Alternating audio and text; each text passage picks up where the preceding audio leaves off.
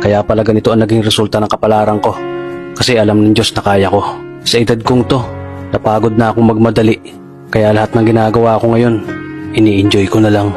Siguro sa dami na rin ng aking pinagdaanan, napagtanto ko na ang buhay ay mas malawak at mas mahiwaga pa sa mga problemang dumarating sa buhay natin. Tumatanda na tayo, baka sa kakahabol natin sa masagana at maayos na buhay, ay hindi na natin nai-enjoy ang buhay. Baka nabubuhay na lang tayo dahil nape-pressure tayo sa sasabihin ng ibang tao. Marami na rin akong mga naging maling desisyon sa buhay, pero lahat yun nagsilbing aral sa akin at natuto ako sa mga pagkakamali ko. May mga taong sobra nating mamahalin at bibigyan ng halaga, pero ibabalik lang sa atin ay kabiguan at matinding trauma.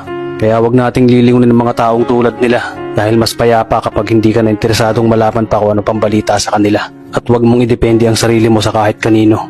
Tandaan mo, kahit sarili mong anino, iiwan ka din nito kapag madilim na ang paligid mo. Kailangan natin matutunan na huwag ikumpara ang sarili natin sa iba dahil hindi natin laban ang laban nila. Karera mo to, di nila karera. Dahil ang buhay ay hindi naman nasusukat sa kung sino ang mayaman, kundi kung sino ang payapa. Kaya galingan mo lang palagi tol dahil napakaraming tao mapanghusga, hihilahin ka pababa at lagi mo tong tatandaan.